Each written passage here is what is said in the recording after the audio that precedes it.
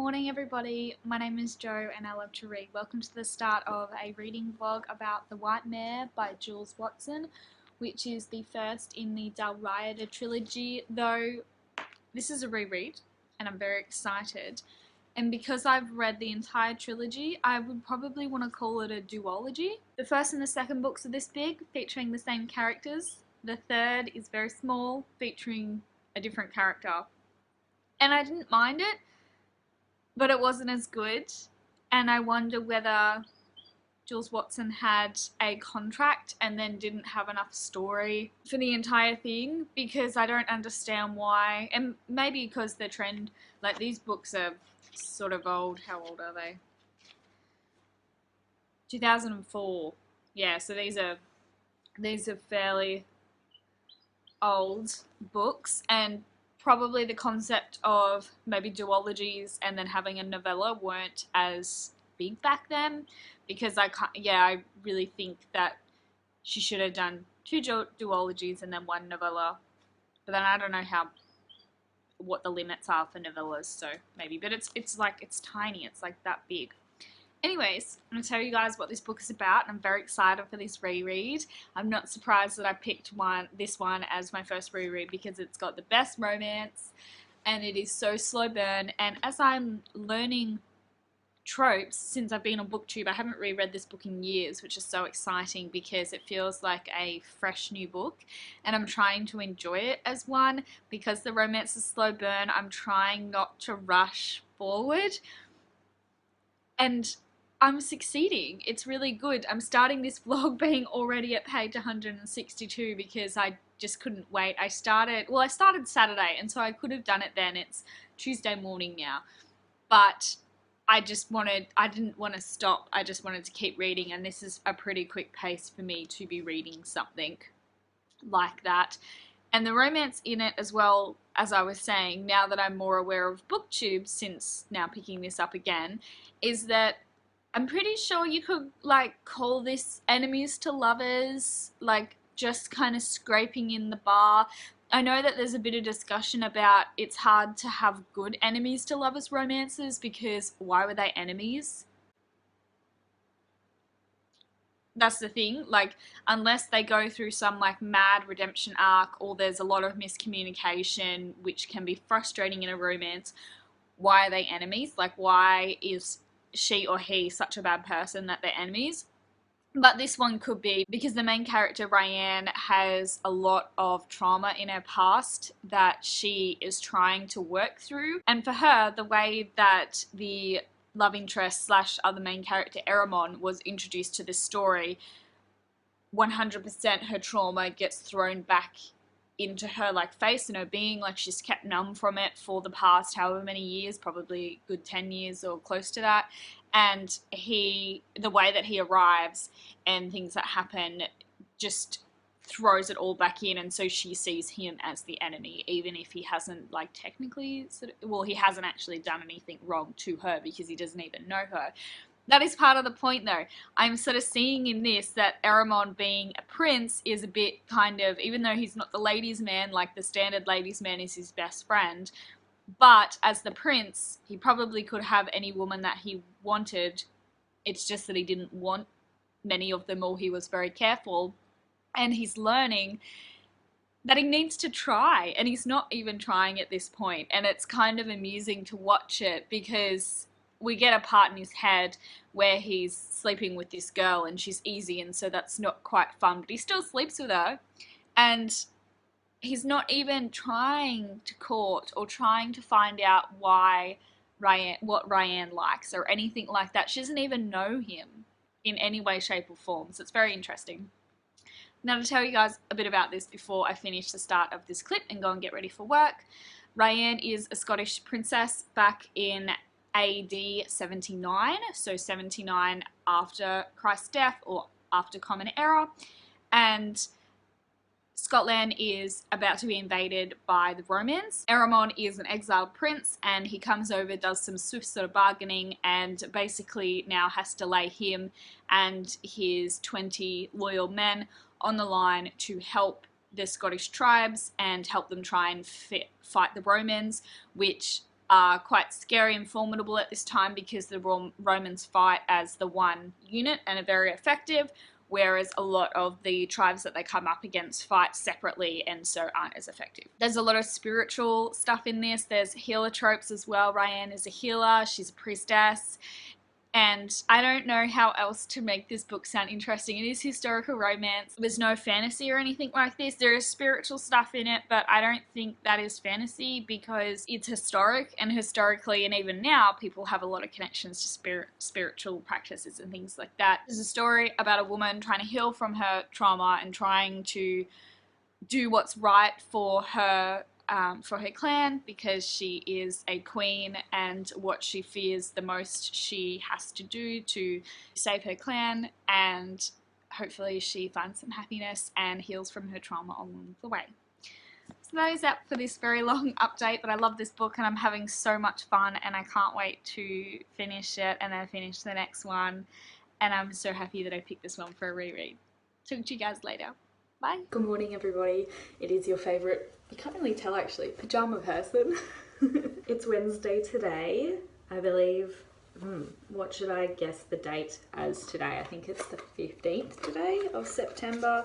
I'm going to give you guys an update while I get ready and do some skincare, which feels really luxurious at the moment because I've just been banging on my sunscreen and then going. I've actually got time to do all the other bits and bobs I like to do, but I'm going to give you an update, obviously, because this is in this blog. So I'm up to page 345, and I didn't really have, there's a big jump, obviously, between this and my last one. I didn't really have a lot to say because I probably picked this book up, Nelly, for the wrong reasons, or was not really prepared to deal with most of the plot. And I'm enjoying it now, but I was picking this up for the romance. But it is a very, very slow burn. It's enemies to lovers, and it's very, very, very, very, very slow burn. And I should have gone into this book more for Ryan, because it is about her life. It's about her sort of, she's been put into this situation as the heir to her clan in Scotland in the medieval time. I'm not sure when it is. I think it's 879 AED actually, so it's not medieval time. But she's been put into this situation because of her birth and other family members that aren't really available to help share that burden, and it's about her trying to come to terms with that, but also to try and find her own freedom within this world that being born into has given her, and also about overcoming her past trauma and trying to sort of learn that love can exist and that she can sort of feel beautiful emotions again, and it's not just her life is not just about her trauma. So it's a really beautiful story, and there's like action and stuff because it's being they're being invaded as well, and it's about one of the men as well, Aramon, and his sort of quest to help unite all the clans in Scotland to fight against the Romans. And so there is some battle and stuff, but it's a spiritual sort of journey, not super heavy on like spiritual stuff. And I really just went into it probably with the wrong ideas. That's all my skincare stuff, because I just realized that I left my sunscreen at work.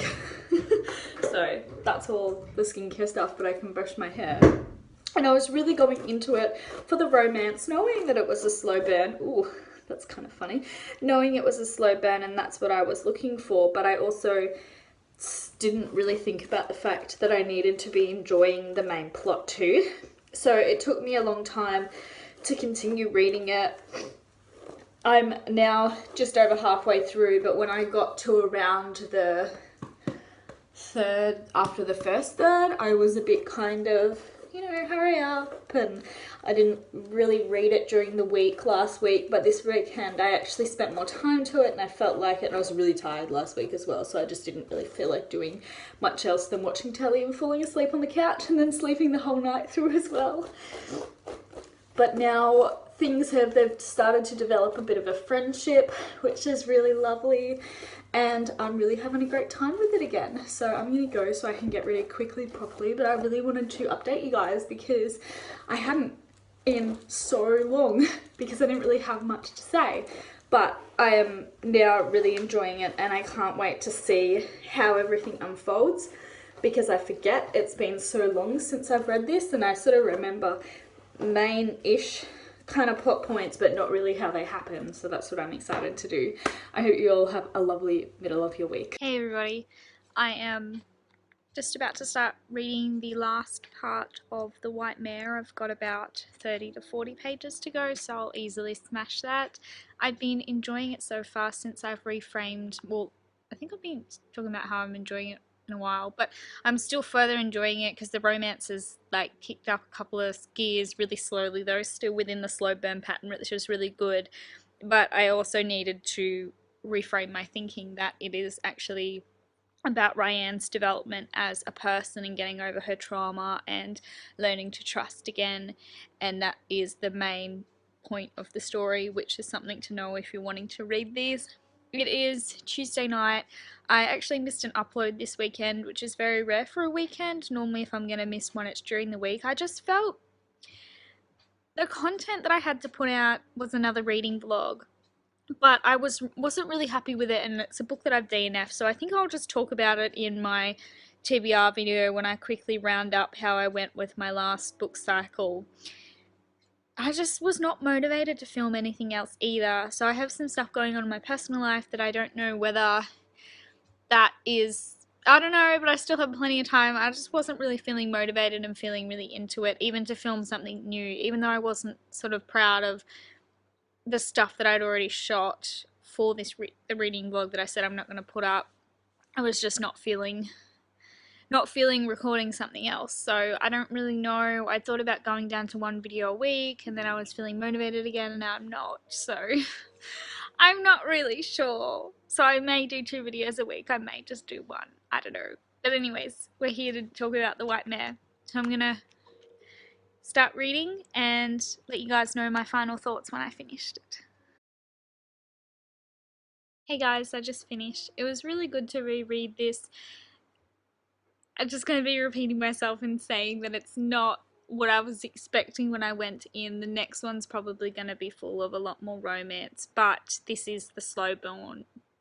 This is the slow burn portion of it. I don't know if I want to rate it because it's a reread, and I feel like my opinion, although still true, is not going to be unbiased because I already hold a lot of love for these characters. But I am glad that I reread it. It's a chunky book, but Jules Watson's writing style is really easy to reread, or just, sorry, really easy to read in general. It's easy just to keep going and flying through the pages. If you like historical fiction, if you like a good slow burn romance, there's not much sex scenes in this either. It's not very smutty like some historical fiction can be. I don't know if in the next one it's a bit more because of plot things, because the romance is, you know, obviously as I was saying that it was slow burn, so there's going to be a lot more romantic scenes in the next one, but I don't know how smutty they are. Like it is an adult book, an adult series, and it does use adult language but there's not long sort of drawn out descriptions of sex like with Outlander. Even like the main sex scene in this is more sort of based on how the characters feel and their spiritual connection and all that kind of thing. The one criticism that I will say, particularly with the ending, I won't talk about it specifically in terms of the plot because that'll be a big spoiler, but there's this spiritual decision that one of the characters have to make at the end, and they make the decision to do the spiritual thing even though it's going against something that will make them totally devastated in their personal life. And it all sort of works out fine anyways, but it's really frustrating for me, being like, this is kind of a bit of a personal thing for me because I'm not religious, and probably one of the reasons, I guess, why my personality wise that I'm not religious is that I would really struggle, and I do in media things, I really struggle to see people make solid decisions based on their religion when it goes against what they want in life. And I don't mean sort of like little sacrifices, like you have to make sacrifices for everything regardless of whether it's a spiritual or a family thing or a work thing, but it was something that was going against, like so deeply against the character and the life that they wanted to live and their happiness. And it just really frustrated me that they just did it anyways because of religion. So that's just my personal thoughts. Anyways, thank you guys so much for watching this vlog. I hope you enjoyed it. I'm really excited to move on to my next book, and I will talk to you guys in my next video. Bye!